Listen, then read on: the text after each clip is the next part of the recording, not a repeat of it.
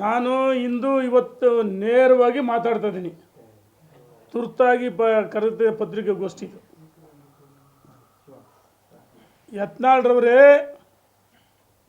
ಹಿಂದೆ B J P ಬಿಟ್ಟೋಗಿದ್ದು ನೆನಪಾಯ್ತಾ? ಉಚ್ಚಾಟನೆ ಆಗಲಿಲ್ವಾ? ಉಚ್ಚಾಟನೆ ಆಗಿ ಜೆ ಡಿ ಎಸ್ ಪಾರ್ಟಿ ಸೇರಿಕೊಂಡು ಯಾವ ರೀತಿ ಟಿಪ್ಪು ಅವತಾರ ತಳೆದು ಎಲ್ಲ ಗೊತ್ತಿದ್ದಾನೆ. ಯಡಿಯೂರಪ್ಪನವ್ರ ಕಾಲಿಡಿದು ಬಿ ಜೆ ಪಿ ಬಂದಿದೆಯಾ? ನಾವೆಲ್ಲ ಸನ್ಮಾನ್ಯ ಜಗದೀಶ್ ಶೆಟ್ಟರ್ ಎಲ್ಲರ ಜೊತೆ ಮಾತಾಡಿದ್ವಿ. ಒಂದು ಸಾರಿ ಅಧಿವೇಶನದಲ್ಲಿ ಶೆಟ್ರು ಭಟ್ರು ಪಾರ್ಟಿ ಅಂತ ಹೇಳಿದ್ರು. ಇವರು ಮರ್ತ್ಬಿಟ್ಟಿದ್ದಾರೆ ಯತ್ನಾಳ್. ಯಡಿಯೂರಪ್ಪನವ್ರ ಬಗ್ಗೆ ಮಾತಾಡಿ ಯಾವ ನೈತಿಕ ಹಾಕಿದೆ? ಯಡಿಯೂರಪ್ಪನವರು ರೆಡಿಮೇಡ್ ಫುಡ್ ಅಲ್ಲ, ಹೋರಾಟದ ಮುಖಾಂತರ ಭಾರತೀಯ ಜನತಾ ಪಾರ್ಟಿಯನ್ನು ಕಟ್ಟಿ ಬೆಳೆಸಿದಂಥವರು. ನಮ್ಮ ರಾಷ್ಟ್ರೀಯ ನಾಯಕರ ಆಶೀರ್ವಾದ, ಅಟಲ್ಜಿ ಅದ್ವಾನಿಜಿಯವರ ಆಶೀರ್ವಾದ, ರಾಜ್ಯ ನಾಯಕರ ಸಹಕಾರದಿಂದ, ಈ ರಾಜ್ಯದ ಭಾರತೀಯ ಜನತಾ ಪಾರ್ಟಿ ಕಾರ್ಯಕರ್ತರ ಮುಖಂಡರ ಸಹಕಾರದಿಂದ ಕಾಲಿಗೆ ಚಕ್ರವನ್ನು ಕಟ್ಟಿಕೊಂಡು ಪಕ್ಷವನ್ನು ಕಟ್ಟಿದರು. ಸ್ವಾಮಿ, ಯಡಿಯೂರಪ್ಪನವ್ರು ಸೈಕಲ್ ಬೈಸ್ಕಲ್ನಲ್ಲಿ ಪ್ರವಾಸ ಮಾಡಿದರು, ಸ್ಕೂಟ್ರಲ್ಲಿ ಪ್ರವಾಸ ಮಾಡಿದರು, ಕಾರ್ನಲ್ಲಿ ಬಸ್ಸಿನಲ್ಲಿ ಓಡಾಟ ಮಾಡಿದ್ರು, ಪಕ್ಷವನ್ನು ಕಟ್ಟಿದ್ದಾರೆ. ನೀನೆಲ್ಲಿದ್ದೆಪ್ಪ ಅವಾಗ? ಯಡಿಯೂರಪ್ಪನವ್ರು ರಾಜಕಾರಣಕ್ಕೆ ಬಂದಾಗ ಕಂಡುಬಿಟ್ಟಿದ್ದೆ ನೀನು. ಎಚ್ಚರಿಕೆಯಿಂದ ಮಾತಾಡಬೇಕು, ಇನ್ನು ಮುಂದೆ ಸಹಿಸಲ್ಲ. ಒಬ್ಬ ರಾಜ್ಯದ ಅಧ್ಯಕ್ಷರು ಮಾಡಿದ್ದು ಯಡಿಯೂರಪ್ಪ ಅಥವಾ ಈ ರಾಜ್ಯದ ಜನ ಅಲ್ಲ, ರಾಜ್ಯ ಭಾರತೀಯ ಜನತಾ ಪಾರ್ಟಿಯ ಮುಖಂಡರ ಸಂಘ ಪರಿವಾರದ ಅಭಿಪ್ರಾಯವನ್ನು ಸಂಗ್ರಹಿಸಿ 2023 ವಿಧಾನಸಭೆ ಚುನಾವಣೆಯಲ್ಲಿ ಹೀನಾಯವ ಸೋತಾಗ ಅಂದು ನಮ್ಮ ರಾಷ್ಟ್ರೀಯ ನಾಯಕರಿಗೆ ಕಣ್ಣಿಗೆ ಬಿದ್ದದ್ದು ವಿಜೇಂದ್ರ ಪಕ್ಷವನ್ನು ಕಟ್ಟಿಲ್ವಾ? ಯುವ ಮೋರ್ಚಾ ಅಧ್ಯಕ್ಷರಾಗಿ, ರಾಜ್ಯದ ಉಪಾಧ್ಯಕ್ಷರಾಗಿ ಪ್ರವಾಸವನ್ನು ಮಾಡಿಲ್ಲ. ರಾಜ್ಯದ ಉದ್ದಗಲಕ್ಕೆ ನಡೆದಂಥ ಉಪಚುನಾವಣೆಗಳಲ್ಲಿ ಅವರ ಸಾಮರ್ಥ್ಯವನ್ನು ತೋರಿಸಲಿಲ್ವಾ? ರಾಷ್ಟ್ರೀಯ ನಾಯಕರು ವಿಜೇಂದ್ರ ಒಬ್ಬ ಸಮರ್ಥ ಯುವಕ, ಇನ್ನೂ 30 ವರ್ಷ, ಇಲ್ಲಿಂದ 30 ವರ್ಷ ಯೋಚನೆ ಮಾಡಿ ಒಬ್ಬ ಯುವಕರಿಗೆ ಅಧ್ಯಕ್ಷ ಸ್ಥಾನ ಕೊಟ್ಟರೆ ಪಕ್ಷ ಬಲಿಷ್ಠ ಆಗುತ್ತೆ ಅಂತೇಳಿ ಈ ವಿಜೇಂದ್ರನ ಅಧ್ಯಕ್ಷರು ಮಾಡಿದರು. ವಿಜೇಂದ್ರ ಅಧ್ಯಕ್ಷ ಆದಮೇಲೆ ಮನೆ ಕೂತದಾರ? ಬೂತ್ ಅಧ್ಯಕ್ಷರು ಮನೆ ಬಾಗಿಲಿಗೆ ಹೋದರು, ರಾಜ್ಯದ ಉದ್ದಗಲಕ್ಕೆ ಪ್ರವಾಸವನ್ನು ಮಾಡಿದರು. ಲೋಕಸಭೆ ಅವರ ಸಾಮರ್ಥ್ಯ, ಎಲ್ಲರ ಸಹಕಾರದ 17 ಲೋಕಸಭೆ ಗೆದ್ವಿ. ಇದು ವಿಜೇಂದ್ರ ಸಾಮರ್ಥ್ಯ ಅಲ್ಲವಾ? ಇವತ್ತೇನಾದರೂ ಸಿದ್ದರಾಮಯ್ಯನವರ ಮೇಲೆ ಮೂಢ ಹಗರಣ ಏನು ಬೆಳಕಿ ಬಂದಿದೆ, ಇದಕ್ಕೆ ಕಾರಣ ವಿಜೇಂದ್ರ ಅವರ ಪಾದಯಾತ್ರೆ. ಈ ಪಾದಯಾತ್ರೆನ ಹಾಳು ಮಾಡ್ಬೇಕಂತೇಳಿ ಬೆಳಗಾಂನಲ್ಲಿ ವಾಲ್ಮೀಕಿ ನಿಗಮ ನೆಪದಲ್ಲಿ ಸಭೆ ಮಾಡಿ ಹಾಳು ಮಾಡಲಿಲ್ವಾ? ವಿಜೇಂದ್ರ ಅವರು ನೀವೇನು ಬೇಕಾದರೂ ಮಾಡಿರಿ, ಅವ್ರ ವರ್ಚಸ್ಸು ಕುಗ್ಗಲ್ಲ. ಯಡಿಯೂರಪ್ಪನವರು ಒಂದು ಮಾತು ಹೇಳ್ತೀನಿ, ಯಡಿಯೂರಪ್ಪ ಇವತ್ತು ಪಕ್ಷವನ್ನು ಕಟ್ಟಿ ರಾಜ್ಯದಲ್ಲಿ ಪ್ರವಾಸ ಮಾಡಿ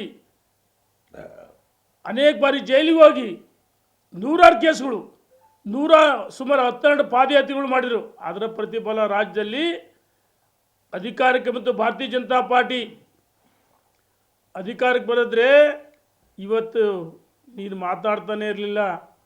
ನಿನಗೆ ಯಾವ ನೈತಿಕ ಹಾಕಿದೆ ಯಡಿಯೂರಪ್ಪನ ಬಗ್ಗೆ ಮಾತಾಡೋಕ್ಕೆ? ಯಡಿಯೂರಪ್ಪನವರು ಅವರ ಕುಟುಂಬ ಸದಸ್ಯರಿಗೆ ಸಂಸ್ಕಾರ ಕೊಟ್ಟಿದ್ದಾರೆ. ನಿನ್ನಂಥ ವಿಕೃತ ಮನಸ್ಸಲ್ಲ, ಗೋಮುಖ ವ್ಯಾಘ್ರ ನೀನು. ವಿಜೇಂದ್ರ ಅವರು ಜೈಲಿಗೆ ಕಸಿ ಅಂತ ಹೇಳ್ತಾರೆ, ನಾಚಿ ಆಗಲ್ಲ ಇವನಿಗೆ.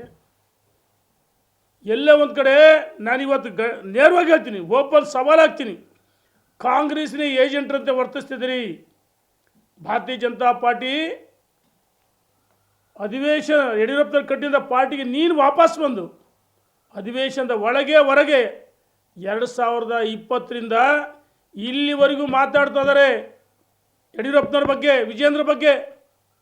ನಾನು ಹೇಳ್ತಾ ಇದ್ದೀನಿ, ಕೆಲವರು ಈ ಏನು ಮಗುಚಿ ಹುಟ್ಟಿ ತೊಟ್ಲು ತೂಗ್ತಿದ್ದಾರೆ, ಅವರೇ ಹೇಳಿದರೆ ನನಗೆ ಆಶೀರ್ವಾದ ಇದೆ, ನನ್ನ ರಕ್ಷಣೆ ಮಾಡ್ತಾರೆ ಅಂತಂದೇಳಿ ಕೆಲವರು. ಮತ್ತು ನೀವು ದೆಹಲಿಯಲ್ಲಿ ಇರ್ತಕ್ಕಂಥವ್ರಲ್ಲ, ಇಲ್ಲಿ ಕೆಲವರು ಇದ್ದಾರೆ, ಕೊಂಡಿ ಮಂಚಣ್ಣಂತರು, ನಮಗೆ ಗೊತ್ತಿದೆ. ಕೊಂಡಿ ಮಂಚಣ್ಣ ಅಂತ ಇಲ್ಲಿ ಯತ್ನಾಳನ್ನ ಎತ್ಕೊಡ್ತಿದ್ದಾರೆ. ಯತ್ನಾಳನ್ನ ಎತ್ಕಟ್ಟಿ ವಿಜೇಂದ್ರ ಸಾಮರ್ಥ್ಯ ಕುಗ್ಗಿಸು ಅಂತ ಹೇಳ್ತಿದ್ದಾರೆ. ನಾನು ಕೇಳೋಕ್ಕೆ ಇಚ್ಛೆ ಪಡ್ತೀನಿ, ಯತ್ನಾಳ್ರಿ ಯಡಿಯೂರಪ್ಪನವ್ರ ಬಗ್ಗೆ ಅಗೌರವ ಮಾತಾಡ್ತೀರಿ? ಪಾದಯಾತ್ರೆ ಮಾಡಿದ್ರಾ? ಹೋರಾಟ ಮಾಡಿದ್ರಾ? ಯಡಿಯೂರಪ್ಪನವ್ರ ಜೊತೆಗೆ ಸಾಥ್ ಕೊಡೋದು ಅಂದು ಅನಂತಕುಮಾರ್, ಈಶ್ವರಪ್ಪ, ಬಿ ಬಿ ಶಿವಪ್ಪನವರು, ಅನೇಕ ಹಿರಿಯರು, ಮಲ್ಲಿಕಾರ್ಜುನಯ್ಯ, ಕರಂಬಳ್ಳಿ ಸಂಜೀವ್ ಶೆಟ್ಟರು, ಡಾಕ್ಟರ್ ತಂಗಾರವರು, ಶಂಕರಮೂರ್ತಿಯವರು, ಅವರು ಇದ್ದದ್ದು ನೀನಲ್ಲ. ಭಾಳ ಗೌರವ ಕೊಟ್ಟು ಮಾತಾಡಿದ್ವಿ ನಿಮ್ಮ ಬಗ್ಗೆ ಇದುವರೆಗೂ. ಇನ್ನು ಮುಂದೆ ಸಹಿಸಲ್ಲ. ನಾಳೆ ಶನಿವಾರ ಮಾಜಿ ಸಚಿವರ, ಮಾಜಿ ಶಾಸಕರ ಚುನಾವಣೆಗೆ ಸ್ಪರ್ಧೆ ಮಾಡಿದವರ ಸಭೆನ ಕರಿತೀವಿ, ನಿರ್ಧಾರ ಮಾಡ್ತೀವಿ, ಡೆಲ್ಲಿಗೆ ಹೋಗ್ತೀವಿ. ಏನು ಅಗರ್ವ ಮಾತಾಡ್ತೀವಿ, ಬಾಯಿದೆ ಅಂತ ಎಲೆಬಿಲ್ಲದ ನಾಲಿಗೆ ಮಾತಾಡೋದನ್ನು ಕಲೀರಿ. ಫಸ್ಟು ಹಿರಿಯರ ಬಗ್ಗೆ. ನೀವು ತಂದೆ ತಾಯಿ ಇಲ್ವ ಮನೇಲಿ? ಸಂಸ್ಕಾರ ಪಾಪ ಹಿರಿಯರು ಅವ್ರ ತಂದೆ ತಾಯಿ ಬಗ್ಗೆ ನಾನು ಅಗೌರವ ಮಾತಾಡಲ್ಲ. ಎಲ್ಲರ ಮಕ್ಕಳಿಗೂ ಹಿರಿಯರು ಸಂಸ್ಕಾರ ಕೊಟ್ಟಿರ್ತಾರೆ. ಆದರೆ ಈ ಮನುಷ್ಯ ಸ್ವಾರ್ಥಕ್ಕೋಸ್ಕರ ಒಂದು ಕಡೆ ರಾಜ್ಯಾಧ್ಯಕ್ಷ ಆಗಬೇಕಾಯ್ತು, ವಿಪಕ್ಷ ನಾಯಕ ಎರಡೂ ಆಗಲಿ ಅಂತೇಳಿ ಹತಾಶ ಮನೋಭಾವದಿಂದ ಈ ರೀತಿ ಮಾತಾಡ್ತಿದ್ದಾರೆ. ಹತಾಶ ಭಾವನೆಯಿಂದ ಈ ರೀತಿ ಮಾತಾಡ್ತಿದ್ದಾರೆ. 2000 ನಿಮ್ಮಂತರಿಂದಲೇ ಯಡಿಯೂರಪ್ಪನವರು 2009 ಏನು ಮುಖ್ಯಮಂತ್ರಿ ಸ್ಥಾನ ತ್ಯಾಗ ಮಾಡಿದಾಗ 2013 46 ಸ್ಥಾನ ಬಂತು. ಅದನ್ನು 46 ಸ್ಥಾನಕ್ಕೆ ಬಿ ಜೆ ಪಿ ನಿಲ್ಬೇಕಾಯ್ತು. ಅದು ಮತ್ತೆ ನಮ್ಮ ರಾಷ್ಟ್ರೀಯ ನಾಯಕರು ವಾಪಸ್ ಅವ್ರನ್ನ ಯಡಿಯೂರಪ್ಪನವ್ರನ್ನ ಕರೆತಂದು KJPಯಿಂದ BJP ಬಂದಾದಮೇಲೆ ಅದ್ಭುತ ಜಯ ಸಿಕ್ತು, ಲೋಕಸಭೆ ಗೆದ್ವಿ. ಅದಾದಮೇಲೆ 2018 ರಾಜ್ಯದ ಅಧ್ಯಕ್ಷ ಆದರು. ಆವಾಗಲೂ ಕೆಲವ್ರನ್ನ ಎತ್ಕಟ್ಟಿ ಅನಗತ್ಯವಾಗಿ ಹೇಳಿಕೆಗಳನ್ನು ಕೊಡಿಸಿ 125-30 ಬರಬೇಕಂತ BJPಗೆ 105 ಸ್ಥಾನ ಬಂತು ನಿಮ್ಮಂಥ ಹರಕು ಬಾಯಿಯಿಂದ. 2021 ಯಡಿಯೂರಪ್ಪನ ನಿಲ್ಲಿಸಿದಕ್ಕೆ ಏನಾಯಿತು? 66 ಸ್ಥಾನ ಬಂತು. ಅದಕ್ಕೋಸ್ಕರ ಕರ್ನಾಟಕದಲ್ಲಿ ಭಾರತೀಯ ಜನತಾ ಪಾರ್ಟಿಗೆ ಒಬ್ಬ ಸಮರ್ಥ ನಾಯಕ ಬೇಕಂತೇಳಿ ಯುವ ನಾಯಕ ವಿಜೇಂದ್ರನ ರಾಜ್ಯದ ಅಧ್ಯಕ್ಷ ಮಾಡಿದರು. ವಿಜೇಂದ್ರ ರಾಜ್ಯದ ಅಧ್ಯಕ್ಷ ಆದಮೇಲೆ ಖಾಲಿ ಚಕ್ರ ಕೊಟ್ಟು ತಿರುಗಿ ಪಕ್ಷವನ್ನು ಸಂಘಟನೆ ಮಾಡ್ತಾರೆ, ಪಾದಯಾತ್ರೆ ಮಾಡಿದ್ದಾರೆ. ಹೋರಾಟ ಮಾಡಿಲ್ವಾ? ಭ್ರಷ್ಟಾಚಾರದ ಹೋರಾಟ ಮಾಡಿಲ್ವಾ? ವಾಲ್ಮೀಕಿ ಹಗರಣನಿಗೆ ಅಧಿವೇಶನದ ಹೊರಗಡೆ ಎತ್ತಲಿಲ್ವಾ? ಅನಗತ್ಯವಾಗಿ ಟೀಕೆ ಮಾಡ್ತಿದ್ದೀರಿ. ನಾನು ಹೇಳ್ತಿದ್ದೀನಿ, ಇದನ್ನು ಸಹಿಸಲ್ಲ. ನಾಳೆ ಶನಿವಾರ, ಬರುವ ಶನಿವಾರ ಸಭೆ ಸೇರ್ತೀವಿ. ಸಭೆ ಸೇರಿ ಚರ್ಚೆ ಮಾಡಿ ಡೆಲ್ಲಿಗೆ ಹೋಗ್ತೀವಿ. ಈ ಮನುಷ್ಯ 3 ಲೇಬಲ್ ಇಟ್ಕೊಂಡಾರೆ, 3 ಮುಖವಾಡಗಳು. ಒಂದು ಉತ್ತರ ಕರ್ನಾಟಕದ ಹುಲಿ. ಉತ್ತರ ಕರ್ನಾಟಕದ ಬಗ್ಗೆ ಎಷ್ಟು ಬಾರಿ ಚರ್ಚೆ ಮಾಡಿದ್ಯಪ್ಪ, ಎಷ್ಟು ಅನುದಾನ ಒಯ್ದಿಯಪ್ಪ? ಯತ್ನಾಳ್ ಸಾಹೇಬ್ರೆ, ಉತ್ತರ ಕರ್ನಾಟಕ ಅಭಿವೃದ್ಧಿ ಅಂತ ಹೇಳ್ತಿರಲ್ಲ, ನೀವು ಉತ್ತರ ಕರ್ನಾಟಕದ ನೆಪದಲ್ಲಿ ಯಡಿಯೂರಪ್ಪನವ್ರನ್ನ ವಿಜೇಂದ್ರ ಟೀಕೆ ಮಾಡೋದು ಒಂದು ಅಜೆಂಡಾ. ಎರಡನೇದು ಹಿಂದೂ ಹುಲಿ. ಹುಲಿ ಆಗಿದ್ದರೆ ಟಿಪ್ಪು ಖಡ್ಗ ಹಿಡ್ದು, ಟಿಪ್ಪು ಡ್ರೆಸ್ ಹಾಕ್ಯಂದು ಅವ್ರ ಜೊತೆಗೆ ಊಟ ಮಾಡಿದಲ್ಲಪ್ಪ, ಎಲ್ಲೋಗಿತ್ತು ಹಿಂದೂ ಹುಲಿ? ಮೂರನೇದು ಪಂಚಮಸಾಲಿ ಸಮಾಜಕ್ಕೆ ಇವರು ಅನ್ಯಾಯ ಮಾಡಿದರು ನೋಡಿ. ಪಂಚಮಸಾಲಿ ಸಮುದಾಯ ಪಾದಯಾತ್ರೆಗಳು 2 ಮಠಾಧೀಶ್ವರರ ನೇತೃತ್ವದಲ್ಲಿ ಹೋರಾಟ ಆಯಿತು. ಆ ಹೋರಾಟ ಮಾಡಿದಂಥ ಸಂದರ್ಭದಲ್ಲಿ ಇವರು ಸಮಾಜವನ್ನು ದುರ್ಬಳಕೆ ಮಾಡಿಕೊಂಡ್ರು. ಬೆಳಗಾಂನಲ್ಲಿ ಲಾಠಿ ಚಾರ್ಜ್ ಆದಮೇಲೆ ಪಂಚಮಸಾಲಿ ಸಮಾಜದ ಬಗ್ಗೆ ಗೌರವ ಇದೆ. ಭಾರತೀಯ ಜನತಾ ಪಾರ್ಟಿಯನ್ನು ಬೆಂಬಲಿಸಿದಂಥ ಸಮಾಜ ಪಂಚಮಸಾಲಿ ಸಮಾಜ, ವೀರಶೈವ ಲಿಂಗಾಯತ ಎಲ್ಲ ಒಳಪಂಗಡಗಳು, ಪರಿಶಿಷ್ಟ ಜಾತಿ ಪಂಗಡ, ಹಿಂದುಳಿದ ವರ್ಗ ಎಲ್ಲರ ಆಶೀರ್ವಾದ ಭಾರತೀಯ ಜನತಾ ಪಾರ್ಟಿ ಯಡಿಯೂರಪ್ಪನವರಿಗೈತೆ. ಅದಕ್ಕೆ 4 ಬಾರಿ ಮುಖ್ಯಮಂತ್ರಿಗಳಾದರು. ಮೊನ್ನೆ ಬೆಳಗಾಂನಲ್ಲಿ ಲಾಠಿ ಚಾರ್ಜ್ ಆದಾಗ ಪಾಪ ಅಮಾಯಕರ ಮೇಲೆ ಸ್ವಾಮೀಜಿಗಳು ನೊಂದ್ಕೊಂಡ್ರು, ಸಮಾಜದವರು ನೊಂದ್ಕೊಂಡ್ರು.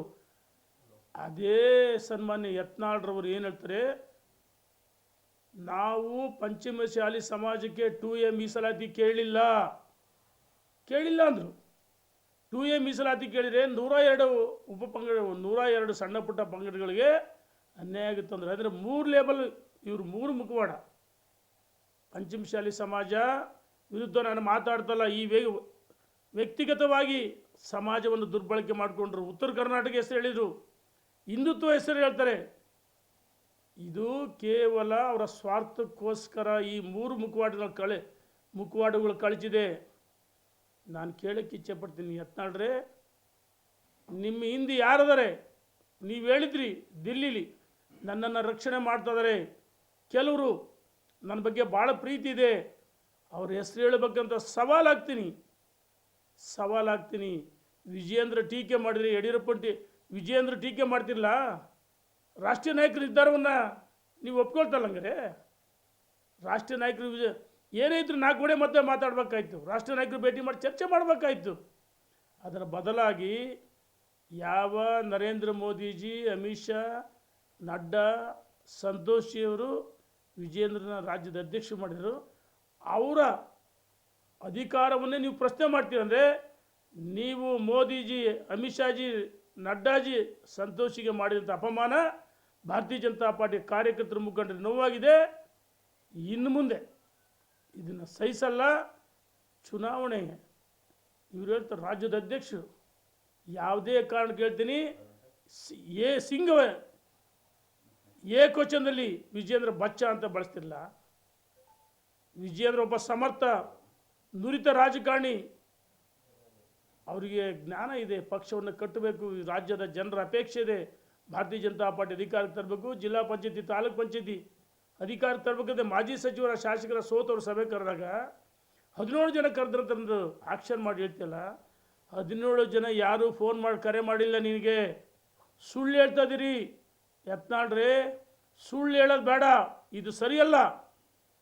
ಆಯಿತು, ಇನ್ನೊಂದು ಹೇಳ್ತೀನಿ, ವೀರಶೈವ ಲಿಂಗಾಯತ ಸಮುದಾಯಕ್ಕೆ ಒಳಪಂಗಡ ಸೇರಿಸಿ ಯಡಿಯೂರಪ್ಪನವರು ಕೇಂದ್ರ ಸರ್ಕಾರಕ್ಕೆ ಶಿಫಾರಸು ಮಾಡಬೇಕಂದಾಗ ಸಚಿವ ಸಂಪುಟದ ಮುಂದೆ ಬಂತು. ಬರುವ ಸಂದರ್ಭದಲ್ಲಿ ಯಾವುದೋ ಕಾರಣಕ್ಕೆ ಅದು ತಡೆ ಆಯಿತು. ಅವಾಗ ಎಲ್ಲೋಗಿದ್ದೆಪ್ಪ? ಸಮುದಾಯ ಬಗ್ಗೆ ಕಾಳಜಿ ಇದ್ದರೆ ಯಾಕೆ ಮಾತಾಡಲಿಲ್ಲ? ಕೇವಲ ಇವರು ಈ ಮುಖವಾಡಗಳು ಇಟ್ಕೊಂಡು ತನ್ನ ಸ್ವಾರ್ಥಕ್ಕೋಸ್ಕರ ವಿಜೇಂದ್ರ ಭ್ರಷ್ಟ ಅಂತ ಹೇಳ್ತಾರೆ. ಆಯಿತು, ನೀವು ಅಧಿಕಾರಕ್ಕೆ ಬರೋಕ್ಕಿಂತ ಯತ್ನಾಳ್ರೆ ನಿಮ್ಮ ಆಸ್ತಿ ಏನಿತ್ತು, ಏನೇನಿತ್ತು, ನೀವು ತಾನೇ ದೊಡ್ಡ ಭ್ರಷ್ಟರು. ಏನು ಮಾಡಿದ್ರೆ ವಿಜೇಂದ್ರ ಭ್ರಷ್ಟಾಚಾರ ಮಾತಿರ್ತಾರೆ, ಅವರಪ್ಪನ ಜೈಲಿಗೆ ಕಳಿಸ್ತೀನಿ ಅಂತ ಹೇಳ್ತಾರೆ. ಯಡಿಯೂರಪ್ಪನವ್ರ ಬಗ್ಗೆ ಇಡೀ ಕುಟುಂಬ ಭಾಳ ಗೌರವದಿಂದ ನಡ್ಕೊಳ್ತಾರೆ. ಅವರು ಹೊರಗಡೆ ಒಂದು ಒಳಗಡೆ ಒಂದಲ್ಲ. ಆದರೆ ನೀನು ಗೋಮುಖ ವ್ಯಾಘ್ರ, ಇದನ್ನು ನಿಲ್ಲಿಸ್ಬೇಕು.